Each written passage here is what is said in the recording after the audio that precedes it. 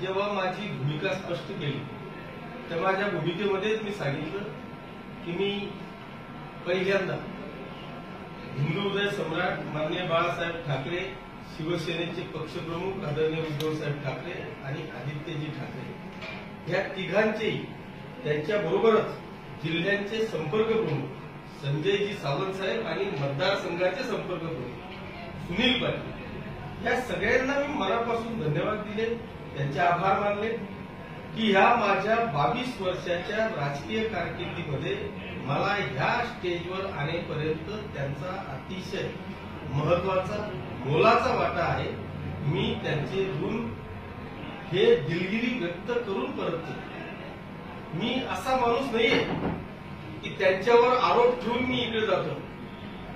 मी त्यांचे आभार मानले, त्यांना धन्यवाद दिले, परंतु जी काय परिस्थिती आजपर्यंत त्यांच्या आदेशाचं आपण पालनच केलं आणि त्या आदेशाचं पालन असंही केलं की ज्यांच्या सोबत 25 वर्ष राजकीय संघर्ष केलेला असताना त्यांच्या मांडीला मांडी लावून बसण्याचे आदेश दिले तरी सुद्धा तो मान्य केला। नुसता मान्य केला नाही तर ते महाविकास आघाडीचे जेवढेही विषय होते ते आपण मान्य करून न्याय पण राष्ट्रवादी काँग्रेसला आणि काँग्रेसला या मतदारसंघामध्ये देण्याचा प्रयत्न केला।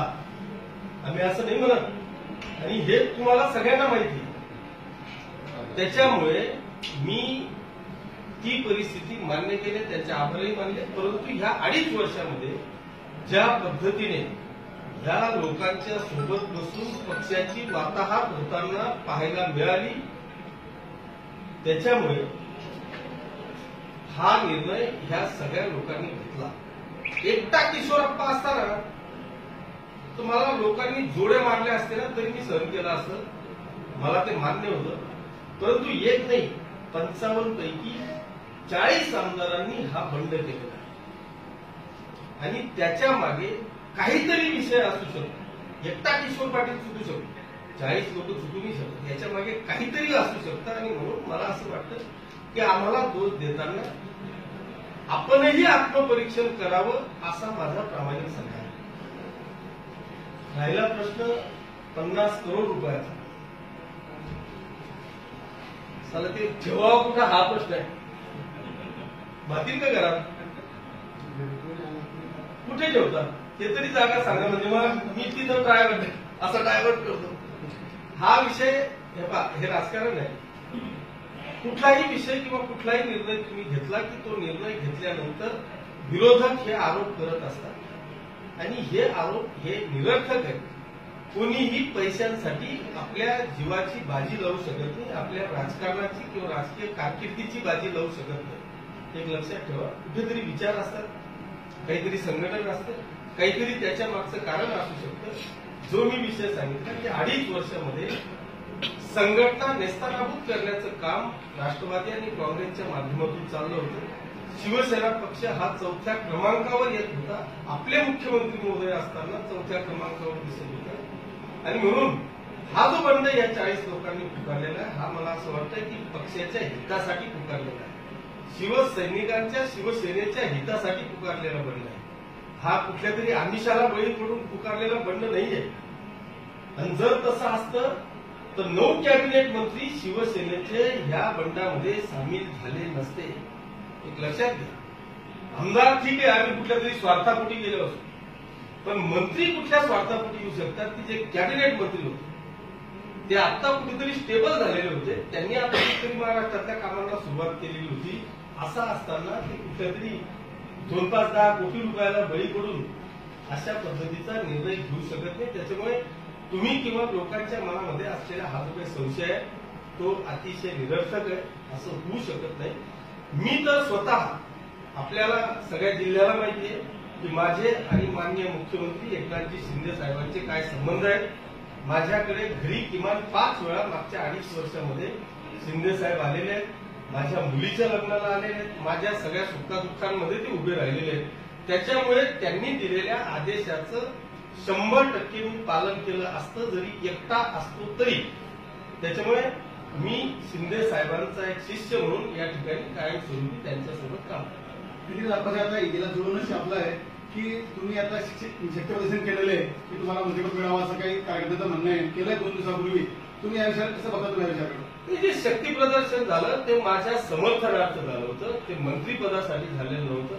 मी कधीही कुठल्याही पदाच्या आमिषाला बळी पडून असा कुठलाही निर्णय घेतलेला नाही. मी स्वतःला एकनाथ शिंदे साहेबांच्या रूपातून स्वतःला मी मुख्यमंत्री समजतो. मी राज्यमंत्रीची अपेक्षा केलेली नाही.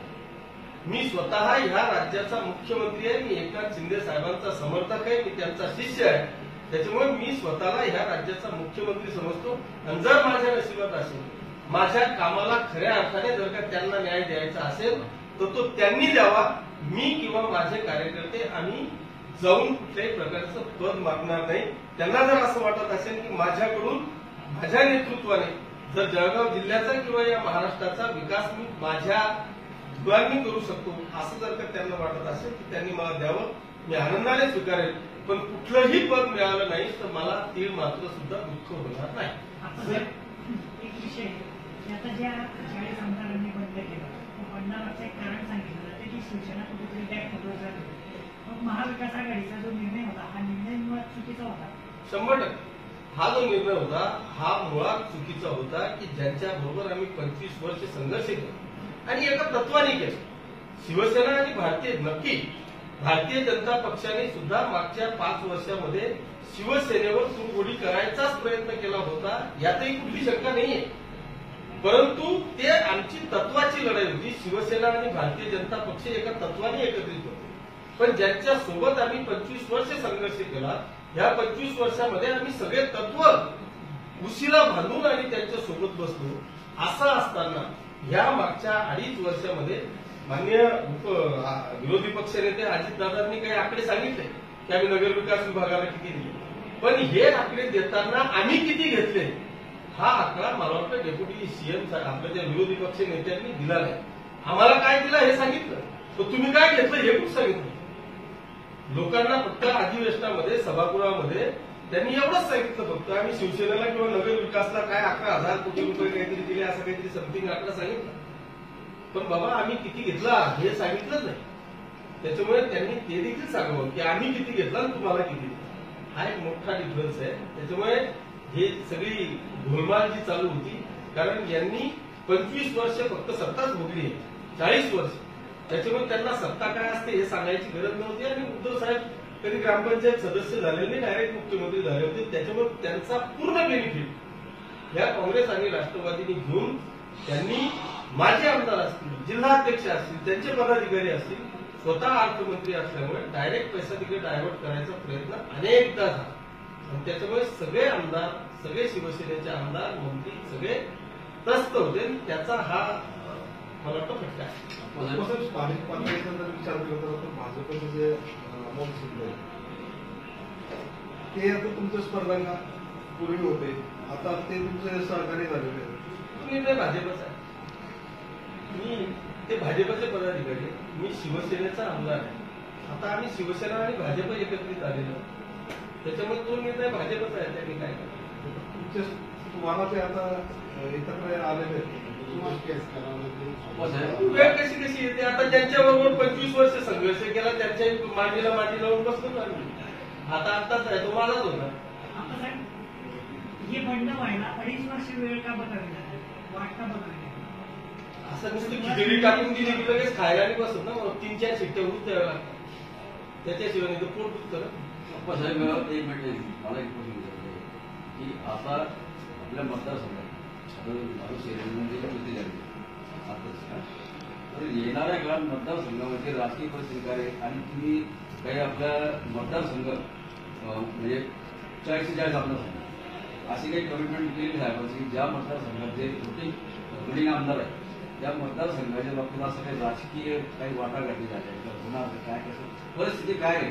कारण की ते तर जनता संभ्रमात राहण्याचं काही कारण नाही. माननीय मुख्यमंत्री महोदयांनी अधिवेशनाच्या पहिल्या त्यांच्या भाषणात सांगितलंय की हे जे 50 आमचे आमदार आहेत, ह्या 50च्या 50 आमदारांच्या सोबत मी ताकदीने त्यांच्या पाठीमागे उभा राहील अशा पद्धतीचं त्यांनी भाषण केलं ना. त्यांनी सांगितलं की एकही आमदार पुढे देणार हे सुद्धा ते बोलले. तिने म्हटले की स्थानिक लेवलला राजकीय परिस्थिती काय तसं ते प्रश्न विचारला. काही मतदारसंघात मोजक्या मतांनी पडलेले भाजपाचे उमेदवार मग त्यांना उमेदवारीचं काय? ते त्यांनी निर्णय घ्यावा ना तो. त्याचं मी भाजपचा प्रमुख आहे का? त्यांचं काय करायचं? पक्ष निर्णय घेईल. तर तुझ्या तोंडून आम्हाला हे काय की राजकीय परिस्थिती नेमकी या विषयावर कसं हँडल करावं. हे पहा, आज माननीय मुख्यमंत्री महोदय आणि उपमुख्यमंत्री महोदयांनी ह्या राज्याचा पदभार स्वीकारलेला आहे. जिथे आपण थांबतो तिथून ते स्टार्ट होतात. त्याच्यामुळे त्या भानगडीत आपण न पडता मी आज शिवसेनेच्या शिवसैनिक म्हणून एकनाथजी शिंदे साहेब हे आमचे नेते होते आणि आहेत. मी त्यांच्या विश्वासावर, त्यांच्या विचारांवर, त्यांचा शिष्य म्हणून प्रेरित होऊन त्यांच्या सोबत आहे. ते जो निर्णय घेतील तो मला आणि माझ्या सर्व समर्थकांना मान्य आहे. आणि आता ही लढाई शिवसेना वर्सेस शिवसेना हा संघर्ष आता जेव्हा चालू आहे, जेव्हा 2.5 वर्षानंतर तिकीट वाढत परिस्थिती निर्माण होईल, त्यावेळेपर्यंत हा संघर्ष निवडेल का किंवा आहे. हे बघा, एक लक्षात घ्या, मी पहिल्यांदा सांगितलं, माझ्या भाषणातून सांगितलं की मी आता नवीन पर्वाला सुरुवात करतो. हे आता नवीन पर्व सुरू झालेलं आहे आणि आता ह्या नवीन पर्वाला आपण सुरुवात करतो. इथे शिवसेनेमध्ये आम्ही आल्यानंतर आतापर्यंतच्या इतिहासात 25,000च्या वरती शिवसेनेला मतदान कधीही गेलं नाही. परंतु आपण रात्रंदिवस कष्ट करून सगळे शिवसैनिक जोडले, हिताचे, जवळचे, प्रेमाचे लोकांना जवळ केलं, सगळ्या मित्रपरिवाराला जवळ केलं आणि ह्या मतदारसंघात कधीही शिवसेनेचा आमदार निवडून आलेले नव्हते, कधीही रिपीट आमदार या ठिकाणी निवडून आलेले नव्हते. तिथं मी आणि काकासाहेबांनी हा इतिहास केला. ते देखील 2दा निवडून आले आणि मी देखील दुसऱ्यांदा निवडून आलो. हाही या मतदारसंघाचा इतिहास आहे. आम्ही प्रेमाने मतदारसंघाला जिंकलेला आहे. भविष्यात सुद्धा प्रेम आणि विकास या दोघी गोष्टींना सोबत घेऊन या मतदारसंघाचा विकास करू आणि पुन्हा जिंकू. आगामी काळात आता ज्या झेडपीच्या निवडणुका असतील किंवा पाचोरा नगरपालिकेची निवडणूक येते, म्हणजे कुठल्या चिन्हावर लढले जाते तो आता कायदेशीर भाग आहे. आमचं असं म्हणणं आहे, म्हणजे जी काही न्यायालयीन लढाई आहे, अजून मला वाटतं 2-4 महिने तरी कुठलंही इलेक्शन होणार नाही असा एक माझा अंदाज आहे. याचं कारण असं आहे, ओबीसी आरक्षणाच्या संदर्भातला एक मोठा पेच या संपूर्ण राज्यासमोर आहे. त्याच्यामुळे तो पेच न निवडता डायरेक्ट इलेक्शनला जाणं म्हणजे सर्व ओबीसी समाजाच्या रोषाला बळी पडणं. आणि म्हणून मला असं वाटतं की नेतृत्व जे शिवसेना आणि भारतीय जनता पक्षाचे आहेत, हे दोघेही एकत्रित येऊन या समाजाला न्याय एमपीच्या धर्तीवर कसा न्याय मिळवून देता येईल हा मला वाटतं प्रयत्न करतील आणि त्याच्यानंतर जे स्थानिक स्वराज्य संस्थांची इलेक्शन होतील. आता राहिला चिन्हाचा विषय. जो काही चिन्हाचा विषय आजच्या तारखेत सभागृहामध्ये जरी आम्ही 40 लोक हे पक्षाचे 2/3 पेक्षा जास्त असलो तरी सभागृहामध्ये आम्ही शिवसेना आहोत, शिवसैनिक आहोत. उद्या याच्यामध्ये नेमकं काय होतं, पक्षप्रमुख असतील किंवा माननीय मुख्यमंत्री एकनाथजी शिंदे साहेब असतील, यांच्यामध्ये नेमकं काय होतं हे मला आज सांगणं कठीण आहे. पण बाहेर ही न्यायालयीन लढाई 11 तारखेला या संदर्भातला निर्णय आहे. नेमकं शिवसेना कोण, आम्ही शिवसैनिक आहोत, शिवसेना आम्ही आज म्हणतो. उद्या न्यायालयीन लढाईमध्ये काय होतं ते त्याच्यानंतर स्पष्ट होईल. आपल्या मतदारसंघातले स्थानिक मतदारसंघातील पदाधिकारी नाराज आहेत, त्यांची कशी तरी नाराजी मी आमच्या पक्ष नेतृत्वासारखं करणार नाही. ते गेले, तुम्हालाही जायचं तर जा असं मी म्हणणार नाही. मी त्यांना भावासारखं, आम्ही एक कुटुंब म्हणून वावरलेलो आहोत. त्यांना आम्ही सख्या भावासारखा जीव लावलेला आहे. त्याच्यामुळे मी त्यांना पुन्हा आपल्या सगळ्यांच्या माध्यमातून व्यक्तिगतरित्या फोन करून त्यांच्याशी चर्चा करून त्यांना बोलून त्यांच्या मनामध्ये माझ्याबद्दलचा असलेला गैरसमज जो आहे तो दूर करून त्यांना विश्वासात घेण्याचा प्रयत्न करेल आणि मला खात्री आहे की त्या प्रयत्नाला मला 100% यश येईल. तुम्ही जेव्हा बंड पुकारला होता त्यावेळेस संजय राऊतांनी तुमच्यावरती खूप मोठे असे आरोप केले तुमच्या ग्रुपला, तुम्ही कसे बघताय या आरोपावरती? नाही, खरं म्हणजे खरंच ती कठीण आहे. संजय राऊत साहेब निश्चितच आमचे नेते होते, ते शिवसेनेचे नेते आहेत, आम्ही त्यांचा आदर करायचो. पण ज्या पद्धतीने त्यांनी भाषा वापरली ती मुळात मला वाटतं खूप चुकीची, खूप घाणेरडी होती, प्रत्येकाच्या जिव्हारी लागणारी होती. आणि ह्या बंडाला जे काही 2-4 कारणं असतील त्याच्यातलं प्रमुख कारण मला वाटतं संजय राऊत साहेबच आहेत असं माझं ठाण आहे. 2019 मध्ये जी विधानसभा निवडणूक झाली, आज तुम्ही भाजपसोबत आहात सत्तेमध्ये, पण याच भाजपने तुमच्या विरोधात राज्यभर बंड करू घेतलेले होते. शिवसेनेच्या उमेदवारांना पाडण्यासाठी आणि ती असे तुम्ही सरता येणार नाही. म्हणजे या पुढच्या काळात भाजप तुमच्याशी प्रामाणिक राहण्याची शाश्वती काय? मी आपल्या सगळ्यांच्या माहिती करता सांगतो की हा जो विषय आहे अत्यंत महत्वाचा आहे. मागच्या काळात भारतीय जनता पक्षाने शिवसेना आणि भाजपची युती असताना जवळपास राज्यामध्ये 56 अपक्ष उमेदवार टाकून त्यांच्या पाठीशी सर्व भाजपची ताकद पूर्ण त्या ठिकाणी पणाला लावली होती. तरी सुद्धा जनतेच्या विश्वासावर, प्रेमावर हे सगळे मागे लागून सुद्धा जनतेने आम्हाला निवडून दिलं. हा एक जनतेचा मनापासून आभार मानण्यासारखी गोष्ट आहे. परंतु तुम्ही जो प्रश्न मांडला ह्या विषयावर आम्ही पहिल्यांदाच माननीय मुख्यमंत्री शिंदे साहेबांची चर्चा केली की आपण हा निर्णय घेताना अशी भविष्यात कधीही चूक होणार नाही किंवा अशा पद्धतीची गद्दारी एकदा युती झाल्यानंतर कोणीही आपल्या पक्षातला एक दुसरीकडे जाणार नाही याची खात्री किंवा याबाबतची चर्चा आपण करून घ्याल किंवा कारण भविष्यात आम्हाला ह्या अडचणी येणार नाही याबाबतची खबरदारी आणि जबाबदारी मला वाटतं मुख्यमंत्री मोदयांनी घेतली. आपण ज्यावेळेस तुमची भाजप सोबत युती होती 25 वर्ष तुम्ही सोबत होते त्यावेळेस हा विषय होताच ना तरी गद्दारी केली त्यांनी? हो केली ना, परंतु आम्ही नाही केली. आम्ही शिवसेनेत असताना ह्या मतदारसंघाचा इतिहास आहे की एक शरद सोनार नावाचा अति अल्पसंख्याक माणूस एक पंचायत समितीचा सदस्य असताना त्याला सभापती केल्याचा इतिहास हा शिवसेनेचा आहे. तो इतिहास मला वाटतं भाजपने डोळ्यासमोर ठेवावा एवढीच माझी इच्छा आहे. अप्पासाहेब राजकीय भविष्यवाणी झालेली आहे किंवा करण्यात येते की 6 महिन्यात मध्यवर्ती निवडणुका लागतात. या भविष्यवाणीबाबत काय स्पष्टीकरण देणार? कसं आहे आता ते शरद पवार साहेब आपल्याला सगळ्यांना पितृ शरद पवार साहेब आपल्याला सगळ्यांना पितृतुल्य आहे. त्यांच्या चौकार छक्क्यांमध्ये कोणीच टिकत नाही. त्याच्यामुळे असं म्हटलं जात की पवार साहेब जे बोलतात ते कधीच होत नाही. त्याच्यामुळे ते जे बोललेले आहे ते 6 महिन्यात इलेक्शन होईल तर मला वाटतं 2.5 वर्ष त्या स्टेटमेंटला दुजोरा आणि राऊत साहेबांनी दिलेला आहे. तो एक शेख कलाकार. आप्पासाहेब आता भविष्यामध्ये आपल्या आता सत्तेत जे सहभागी होते तर भविष्यात आपले विरोधक राहणार आहे आणि जे विरोधक होते ते आपल्या सत्तेत सहभागी राहतात. तर आगामी काळात मतदारसंघामध्ये यांच्यासोबत कशा पद्धतीने जुळून घेणार आहे व तुम्ही तसे काही आदेश आहेत? भाजप आपला विरोधक नव्हता. भाजप आणि शिवसेना ही युती 25 वर्ष झाली एका विचाराने युती होती, एक संघ होते. मध्ये हे कोणी कोणी आले ते अपक्ष राहिले. भाजप बरोबर आपल्याला कधीच आयुष्यात विरोधक नव्हते. आता तो एक जो कोणी अपक्ष उभा राहिला त्याच्याबरोबर आपण लढलो म्हणून भाजपशी माझा विरोध झाला असा काही विषय नाही. एक महत्वाचा प्रश्न होता की एकनाथ शिंदे साहेब मागे आले होते तेव्हा इथं राम मंदिरात त्यांनी भेट दिली होती. तर एक भविष्यवाणी झाली होती की सरकारकडून त्यांना मोठा पद मिळणार. आपल्या बाबतीत पण अशी काही भविष्यवाणी केली? माझ्या बाबतीत किती भविष्यवाणी नाही. माझ्या बाबतीत ते त्याची भविष्यवाणी. आप्पासाहेब जिल्ह्यात आता किती मंत्री बदलते शिंदे सरकारमध्ये काय प्रिडिक्शन आहे?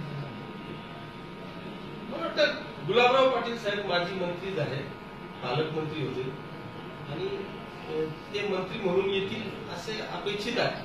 परंतु आता ह्या मिनिटापर्यंत मला वाटतं महाराष्ट्रातल्या एकाही मंत्रिपदाच्या बाबतीत सेना किंवा भाजप कुणी यांनी कधीही चर्चा या विषयावर झालेली नाहीये. त्याच्यामुळे कोण येतील काय निर्णय घेतील हा नाही. मग तसं झालं गिरीश भाऊंचं काय? गिरीश भाऊ पण राहते. पहिले होते ना 2 जण, गुलाब भाऊ होते गिरीश भाऊ होते. 2.5 दुसरा अर्धा कोण होता? आप्पासाहेब असं सांगितलं जातं की एकनाथ खडसे यांचं मेन आव्हान तुमच्या सरकारसोबत असणार आहे कारण ते आमदार झाले. तिकडे त्यांना डिपेंड करण्यासाठी चंद्रकांत पाटलांना पाठबळ दिलं जाईल का? प्रश्नच नाही. ते असंही दिलं गेलं होतं. जर पाठबळ नसतं तर खडसे साहेबांचा पराभव झाला असता का? आणि मग चंद्रकांत पाटलांना लाल दिवा येतोय का? आनंद आहे. आमचे मित्र आहेत, त्यांना मिळाला काय ना मला मिळाला काय, आनंद आहे. अशी किती मोठी वेळ आहे ना. गाडी घेऊन जावं लागेल. किती दिवस लागतील? आप्पासाहेब खासदार पण बरेच शिवसेनेचे शिंदे गटाच्या संपर्कात आहे. काय वस्तुस्थिती आहे की विधानसभा हा एक विषय वेगळा आहे. निदान इथे संबंधांवर, आपल्या सगळ्यांच्या रिलेशनवर, पक्षावर या सगळ्यांचा एकत्रित येऊन विधानसभा माणूस जिंकतो. पण लोकसभेला मला असं वाटतं की आता मोदी साहेबांशिवाय पर्याय कोणालाही दिसत नाही. विरोधकाचंही चित्र समोर दिसत नाही. त्याच्यामुळे लोकसभेला या सगळ्या खासदारांची मानसिकता, इच्छा हीच आहे की आपण शिवसेना आणि भाजपची युती करावी तरच 18ची 20 होतील, नाही तर 18चे आपण 6वर येऊ अशी प्रत्येक खासदाराची इच्छा आहे. त्याच्यामुळे कदाचित तुम्ही जे सांगताय त्याच्यात काहीतरी तथ्य आहे. आपल्या ट्रेन नवीन न्यूजच्या लोकप्रिय चॅनलला लाईक करा, शेअर करा आणि हो सबस्क्राईब करू